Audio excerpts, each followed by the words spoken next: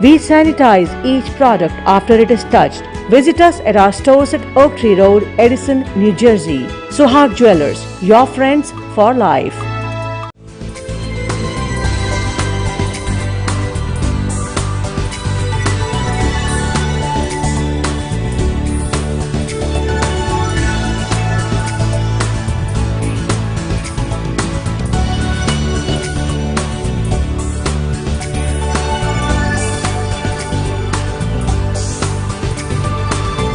Suhag Jewelers, timeless jewelry for generations.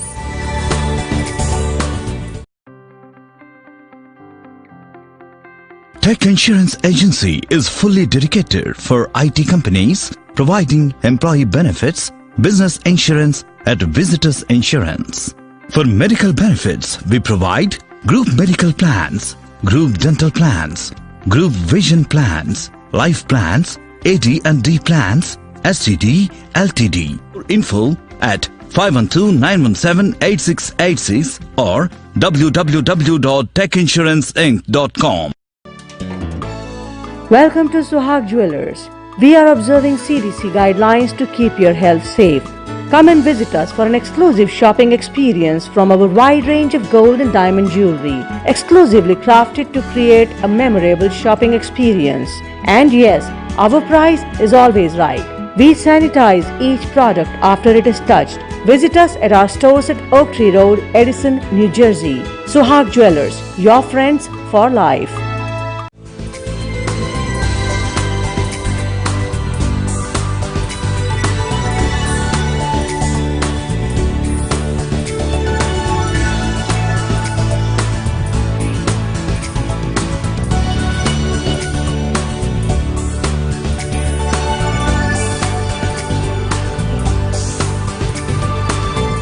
Suhag Jewelers, timeless jewelry for generations.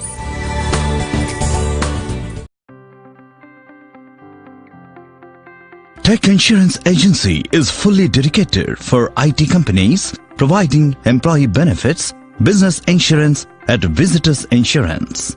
For medical benefits, we provide group medical plans, group dental plans, group vision plans, life plans, AD&D plans, STD, LTD. For info at 512-917-8686 or www.techinsurancinc.com. Welcome to Suhag Jewelers. We are observing CDC guidelines to keep your health safe. Come and visit us for an exclusive shopping experience from our wide range of gold and diamond jewelry, exclusively crafted to create a memorable shopping experience. And yes, our price is always right. We sanitize each product after it is touched. Visit us at our stores at Oak Tree Road, Edison, New Jersey. Suhag Jewelers, your friends for life.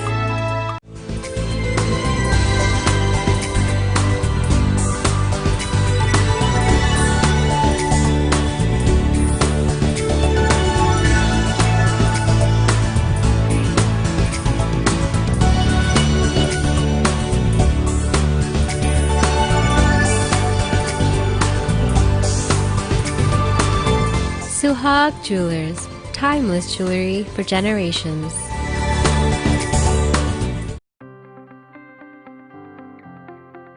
Tech Insurance Agency is fully dedicated for IT companies, providing employee benefits, business insurance at Visitors Insurance.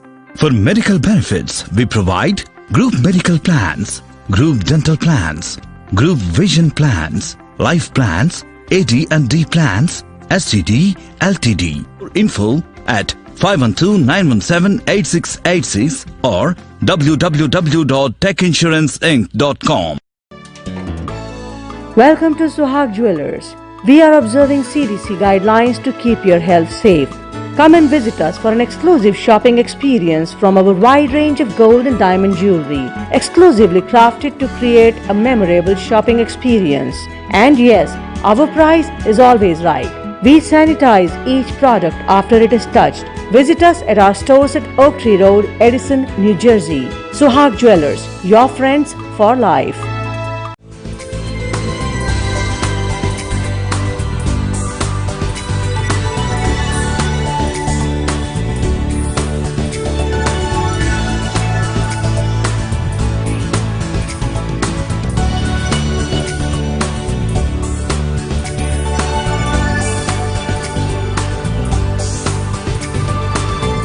Suhag Jewelers, timeless jewelry for generations.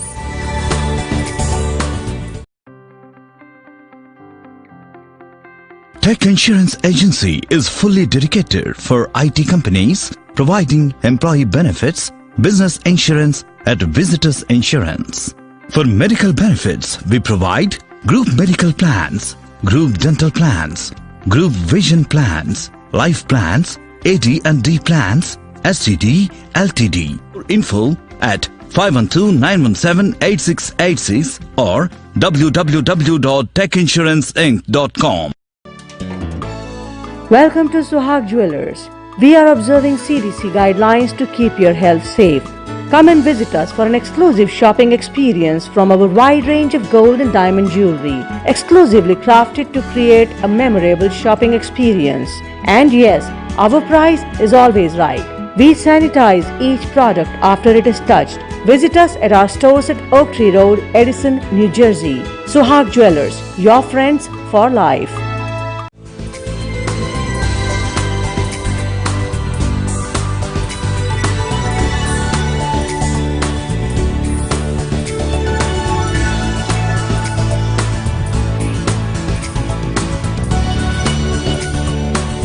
With Arun Kumar. Today's topic is, as usual, about politics, focusing on the state of New Jersey. As candidates are trying to get ready to face elections in November of this year, New Jersey is already looking forward to gubernatorial race in 2021. And Jack Ciattarelli is ahead in the race. He is the first Republican to jump into the gubernatorial race. Governor Phil Murphy already has a Republican challenger in Jack Ciattarelli. Hey, Jack, how are you? Arun, I'm great, buddy. Thank you. And it's great to be with you again. Yeah, thank you for the time. How's your day? It's going very, very well. It's a beautiful day out there. It's another day on the campaign trail. So I enjoy very much being out and about with the people of New Jersey. Campaign trail, but it's not until November 2021. Why so early? Well, if I learned anything from the last time around when I ran for governor 3 years ago in the Republican primary, is that we need to get an early start. And so that's exactly what I've done by declaring 20 months ahead of time. And because of the pandemic, actually, the early start has been more important than ever because the campaign has been curtailed somewhat. But with things opening up and being able to get out, social distance with our masks and the like, it's been great to get out there with Republicans all up and down the state. And I want to get them energized. This is a very important election next year. At the same time, first things first. We've got Donald Trump on the ticket this year. We've got a great U.S. Senate candidate in Rick Mehta. Of course, we got our 12 congressional candidates on the ticket all throughout New Jersey. And then our local elections, whether it's the Freeholder Board, constitutional officers, and of course, mayor and council positions up and down the state as well. So it's a very important, and I'm up and down the state supporting as many Republicans as I can who are on the ticket this year. Well, there's always some election every year in the state of New Jersey anyway. So, right? There is. The good thing about our state constitution, and I've called for a constitutional convention because in many ways, our 1947 constitution really doesn't address the issues of the day. But they did get one thing right. They made sure that our gubernatorial elections never took place in a presidential year. They always take place the year after. So this way the people of New Jersey can focus solely on the gubernatorial election, which is obviously critically important to our quality of life and our tax policy here in New Jersey. Right. So you've been a candidate before, gubernatorial candidate last time, if I'm not wrong. So, right. So what did you learn from that race, and how is that race different from given the COVID situation right now? Well, 3 years ago, I gave up my legislative seat and I challenged King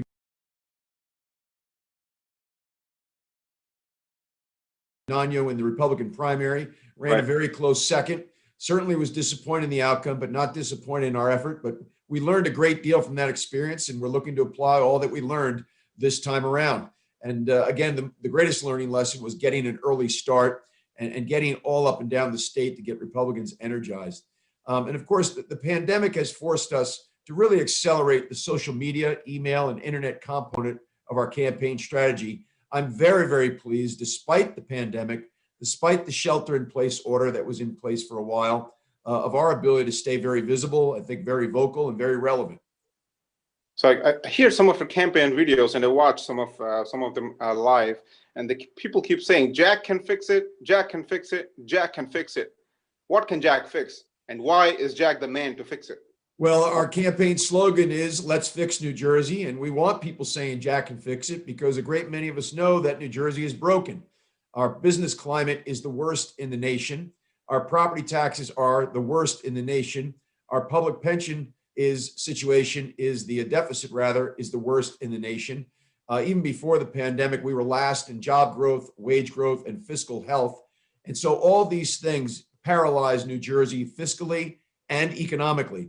It's becoming more and more difficult to achieve the American dream here in New Jersey. We lead the nation in out-migration. Nearly 2/3 of New Jerseyans want to leave. And while we do a great job of graduating K through 12 students, the majority of those that go to college out of state don't come back. That doesn't portend good things for New Jersey's future in terms of enterprise, entrepreneurship, and job growth. So that's how New Jersey's broken. And what this campaign is all about is fixing New Jersey. All right, let's elaborate a little bit on that. So let's talk about my favorite topic, property taxes, right? So we are number one in the entire United States in terms of property taxes. What is your specific plan? Everybody dodges this question, or they give random answers, or they give very cliched answers to this question. What specifically is Jack's plan to lower the property taxes? Well, Arun, I take great pride in never going about answering something with generalities or platitudes and call it a liability. I call it just being honest by giving people what they deserve, specifics. The primary reason why our property taxes are so high in New Jersey is not necessarily the municipal tax portion or the county tax portion, but certainly the school tax portion of our property tax bill. And the reason that is so high is because we have a very, very unfair distribution of 10 billion plus in state aid to our schools. We need a new formula that provides a more flatter and an equitable distribution of that 10 plus billion. We can't have 70% of state aid for schools going to less than 10% of our school districts. It's been that way for 40 years. A great many communities like Jersey City and Hoboken have had significant revitalization. It's time to have a flatter and more equitable distribution of state aid. And I'm thinking about a formula along the lines of something like X for every English speaking student, Y for every English language learner, and the state taking over the cost of special ed with caps in place. And if school boards don't adhere to those caps, their state aid will be reduced. And that is the way to lower property taxes primarily in New Jersey. We all know there's a great deal of cost inefficiency that comes with having 565 towns and 660 school districts. And I'll advocate for regionalization, but that will be up to local voters and local policymakers to decide for themselves. Did you start educating? Did you see any change? I'm sorry, and what? Did you start educating people on this? Did you see any change? Well, you bet I will. I mean, I'll go around the state and explain to people, hey, I'll take care of the one portion of the tax bill that I'm responsible for, and that's the distribution of state aid. But you need to take care of the county and municipal tax portion by talking about regionalized approaches and the consolidation of towns. But I'm not going to force that from Trenton. I don't think that imperialistic approach works or is well received. If people want lower municipal and county property taxes, they're going to have to advocate for regionalization at the local level. I'm not going to force that on them. I'll work in partnership with them, and there'll be grants available to make it happen once the decision is made, but that decision has to be made by people at the local level. In the list of your so-called broken things, you mentioned pension funds, right? So is pension fund system right now broken, or if yes, how will you fix it?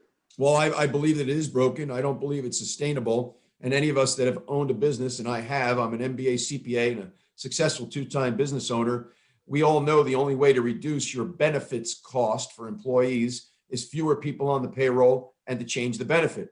I believe that state government is bloated by the tune of 5 to 10%. That's a reduction in staff of anywhere from 3,000 to 6,000 workers. I believe that all new hires need to go in a 401k with a 5-year moratorium on employer contributions. I believe that anybody that's currently in the system but is in the system less than 10 years needs to go into a cash balance plan. I believe that all those with more than 10 years in the system can continue under the old system.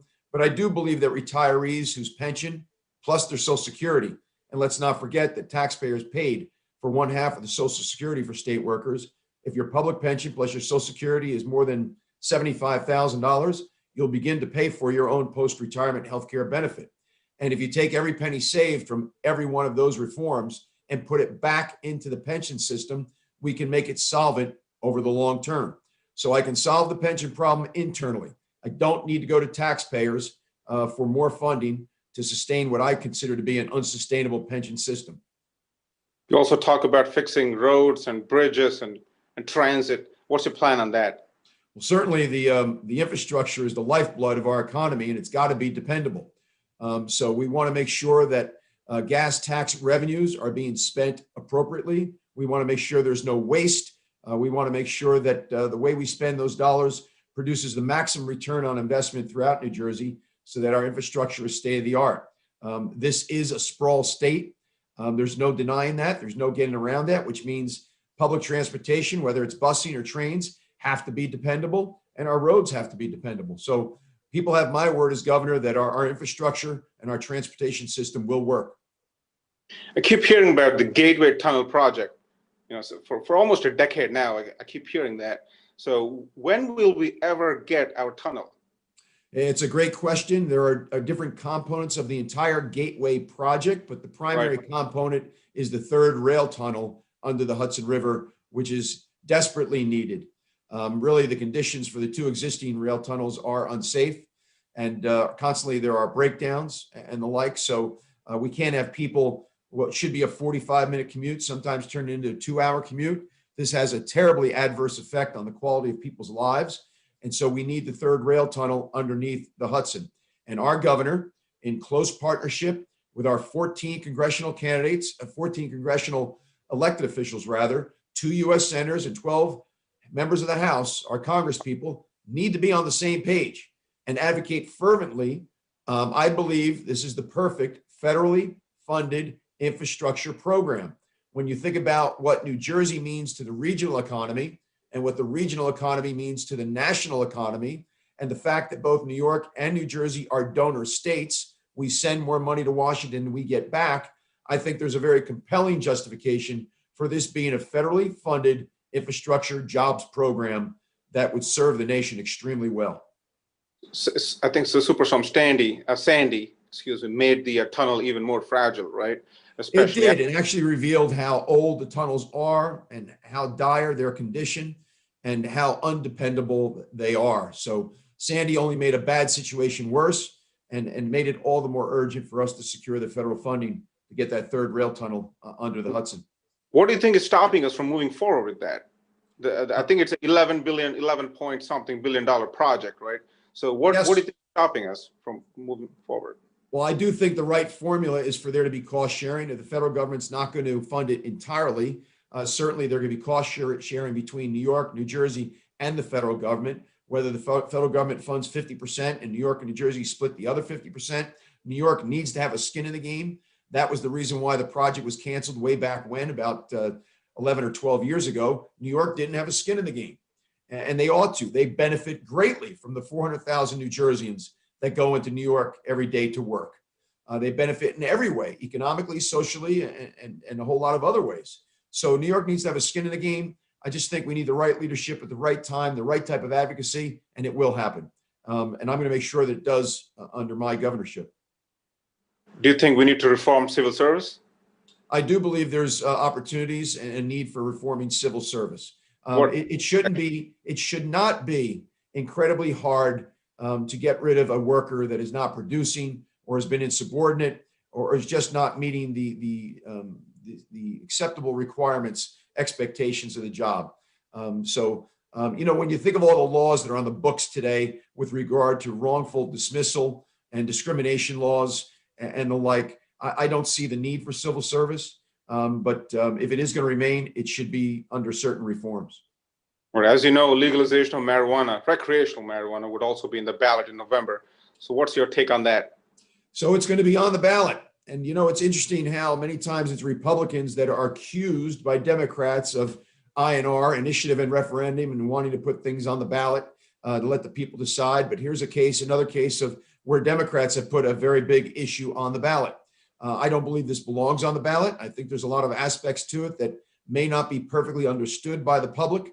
And so I am certainly for the decriminalization of marijuana, but not for the outright legalization. I don't see this as good for New Jersey. I'm not enticed by the tax revenue that would come with it. Quite frankly, the amount of tax that I'm hearing that'll be applied to an ounce of legalized marijuana is exorbitant. And in my mind, we'll continue to have an underground market because it's going to make the marijuana so expensive. But the business community is not for this. I don't think NJEA, the teachers union, should be for this.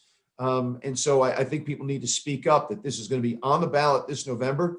And it's really in best interest of New Jersey if it was voted down, in my opinion. Right.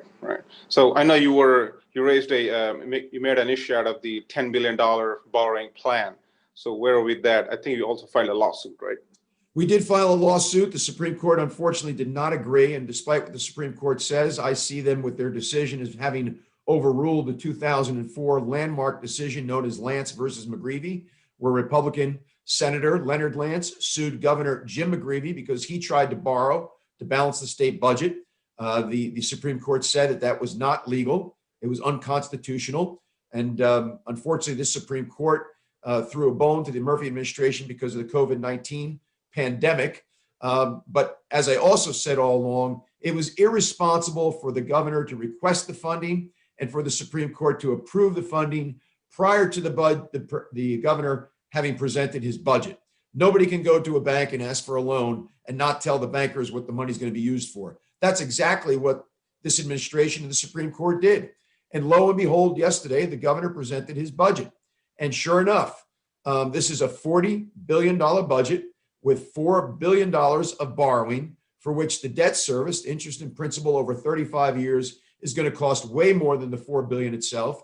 And the governor has continued to fund what I think is an irresponsible and unnecessary agenda. So we have $80 million in there for baby bonds. We're now going to put $1,000 in a bank account for every baby born in 2021, for every baby whose family has an income below a certain level. And we're going to make a $5 billion pension payment. And we're also going to sock away $2.2 billion in surplus. Why not cut the pension payment in half, use another $1 billion of surplus? And guess what? You don't need to borrow any money at all. And some might say that it's irresponsible to defer a pension payment. I would suggest that it's much more irresponsible to borrow to make a pension payment. And the baby bond scheme is just unbelievable to me. It's appalling and disgusting that we're going forward with this kind of program when we're having to borrow to keep the lights on in Trenton. What's your plan on Medicare? Well, Medicare is a federal issue. I don't believe in Medicare for all. I do believe the healthcare system needs to be tweaked, but Medicare is not a perfect system. And I think our congressional leaders should focus on different ways to make Medicare more cost efficient. Here in New Jersey, what we work in partnership with the federal government on, as do the other 49 states, is the Medicaid system. And I believe that we need a whole new approach to Medicaid, which provides healthcare to the working poor and the uninsured and all those that experience barriers to healthcare. I would like to see it the way it was prior to the establishment of Medicaid, which was there were clinics that were established by hospitals that provided free care to those who qualified. And it was high quality care as opposed to this bureaucracy we now have that costs billions of dollars every year to manage under the current Medicaid system. You are a Republican, right? I'm a Republican. I'm a proud Republican. Correct. One of 1.3 million of whom live right here in New Jersey. Right. That's a problem in New Jersey. So that's my question. So New Jersey is majorly a Democrat-leaning state. So how do you think you can make your way through it? Well, listen, there are 1.3 million Republicans. There are 2.3 million Democrats. But the majority party in New Jersey are the unaffiliated independent voters, 2.4 million strong. They lean right. And they, in the end, dictate the outcomes of gubernatorial elections. And but there's more registered Democrats than Republicans. There's more registered Democrats. More registered Democrats than Republicans, but more registered unaffiliated independent voters than Democrats. Right. There's 2.4 million of them. And I will tell you, the great many Democrats that live particularly in the suburbs are what we consider soft Democrats that are not keen to Governor Murphy's proposals. They're not excited about voting rights for parolees. They're not excited about driver's licenses for illegal immigrants. They're not excited about sanctuary cities and sanctuary states. I don't know how keen they are on the new public school education curriculum. And so I see a real opportunity. And let's not forget, Arun, over the past 40 plus years, no Democratic incumbent governor has been reelected. Jim Florio, Jim McGreevey, and John Corzine were all one term. And I think a lot of times it has to do, as is the case with Phil Murphy, that their policies are inconsistent with what New Jersey's priorities are. The people of New Jersey want to hear our governor talk about property taxes, our worst in the nation business climate, and how to solve our public pension problem so it doesn't cause a crowding out effect in our state budget. So I see a real opportunity here. I actually see New Jersey, when it comes to gubernatorial elections, as a purple state that tints red. Yeah. So is Jack a conservative, a Republican, or a President Trump supporter, or Trumper, as some people call it? None of the above. All three. I'm all three. I'm a Republican. I am conservative. In fact, when I was in the legislature, I was awarded by Americans for Prosperity with the Taxpayer Hero Award. Americans for Prosperity is one of the most conservative groups there is. And I was given that award at least once or twice. And of course, I support the president, who's been very successful on the economy, playing hardball with China, border security, the war on ISIS, and certainly with his Supreme Court nominees and appointments. What I would ask the president to consider, as someone who wants to be the governor for 9 million people here in New Jersey, is we'd like him to reconsider his position on the SALT deduction. State and local taxes was something we used to be able to deduct on our federal tax return. We are a donor state that sends way more in income taxes to Washington than we get back. So we would like the SALT deduction back. We'd like to have the federal government seriously consider partnering with us in New York on the rail tunnel, the Gateway project that you talked about earlier. And I will tell you, down along the Jersey Shore, where I've been my entire life, people of every creed, color, or political stripe, no one is keenly in favor of offshore drilling. There's an abundance of natural gas that we've discovered here on the mainland through an unprecedented era of gas exploration, discovery, and extraction. It can carry us to 2050 at least, until some of these alternative energy sources are more dependable and cost effective. But nobody along the Jersey Shore, including a great many Republicans who are fishermen, the fishing industry does not want windmills or pipe offshore drilling in the fishing lanes. Since when have you started supporting President Trump? You did not vote for him in 2016, did you? Well, what I said in 2015, when the president, when Chris Christie was still in the race, that I did not support the president, but the president, Arun, has been very, very successful, as I said, on the economy and playing hardball with China. In fact, the New York Times recently reported that American intelligence agencies have uncovered a plot by the Chinese government to try to tilt the government in Joe Biden's favor. What does that tell you? It tells you that Donald Trump is doing his job. So I support the president. He's been successful on a number of fronts, and he has my support and my vote this November. If President Trump gets elected again, do you think his election would have a bearing on your election next year? Can you ride on the coattail? Yeah, so again, this is one of the things that New Jersey did in its 1947 state constitution. Our gubernatorial elections do not take place in presidential years. And what you want to do as a gubernatorial candidate is not let anything else define you or the narrative. It's up to the candidate to define the narrative. So I'm going to go out there and campaign for governor as though I was running for mayor in your local town and tell you how it is I'm going to improve your quality of life, specifically with regard to our business climate, which is the worst in the nation, property taxes, which are the worst in the nation, and our public pension crisis, which is the second worst in the nation. Those three crises have my really acute focus. And I give my word to the people of New Jersey that we will address those three things. And by the time my first term is done, we will no longer have the worst business climate in the nation. We'll no longer have the worst property tax in the nation. And I promise you that we will solve the public pension crisis. How will you bring more tax dollars to the state of New Jersey? Well, the way to do that is two different ways. Number one is advocating for New Jersey projects because of the importance of our economy to the regional economy and the regional economy's importance to the national economy. So we talked before about the Gateway project as an example. The other thing that we want to talk to the federal government about, particularly in South Jersey, is how to increase what we call the federal imprint here in New Jersey, whether it's our military bases, cybersecurity research. The Federal Aviation Technology Center in Atlantic County is a sleeping giant. We want to partner with the federal government and increase the imprint they have, footprint, if you will, here in New Jersey.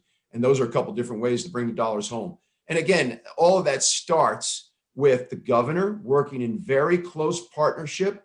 And I'll be meeting quarterly, if not monthly, with our entire congressional delegation, our 2 U.S. senators and our 12 House representatives. Cool. So finally, we have John Bramnick in the race, potential candidates. We have Chairman Doug Steinhardt, probably a potential candidate. So what makes Jack better than these folks? Well, there's only one candidate that I focus on, Arun, and that's Phil Murphy. It's my job to convince the people of New Jersey, and particularly Republicans here at the outset, there's only one guy that can win in November, and that's Jack Ciattarelli.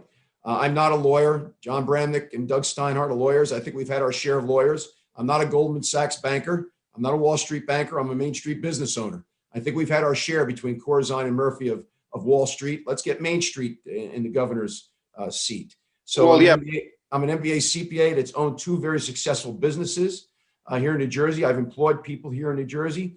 And the other thing I always call the people's attention is I'm the only candidate that served 2 terms at the local level. I've served 2 terms at the county level as a freeholder. I've served 3 2-year terms in the state legislature. I term limited myself every single time. I never took the health benefits. And that's a very, very unique resume for someone who's running for governor. No one who's ever run for governor has had that resume, which I think is very unique and can go a long way towards serving the people of New Jersey well. Their priorities are my priorities. All right. But in order to get to Murphy, you got to get past these guys anyway, right? Well, listen, I'm the only declared candidate, and my focus is on Phil Murphy. By focusing on Phil Murphy, what I'll prove to Republicans from the outset is there's only one guy in the field who can beat Phil Murphy in November, and that's Jack Ciattarelli. I have a little fun trivia for you. All right. What's the salary of governor of New Jersey? $175,000. Part on. Who is the first governor of the state of New Jersey? You know, and I don't. William Livingston. All right, Jack. That was who was the last Democratic governor to be reelected? I don't know. Brendan Byrne, 1977. Since that time, no Democratic incumbent governor has been reelected. They've all been one-termers. It's my job to make sure Phil Murphy is one and done in 21. 1977. That's good news for you. It is. All right, Jack. Any final message for our viewers? No, Arun, I truly appreciate the opportunity to be with you. I look forward to next time. And it's always great to be with you and answer the questions that you have in mind. Thank you very much. And on behalf of our TV channels, Monarch TV International, TV5, wish you all the very best in your election. Very good. Thank you, Arun. Thank you. God bless America. Thank you.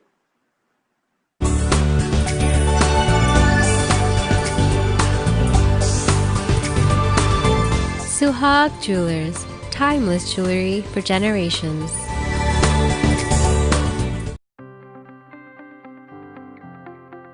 Tech Insurance Agency is fully dedicated for IT companies, providing employee benefits,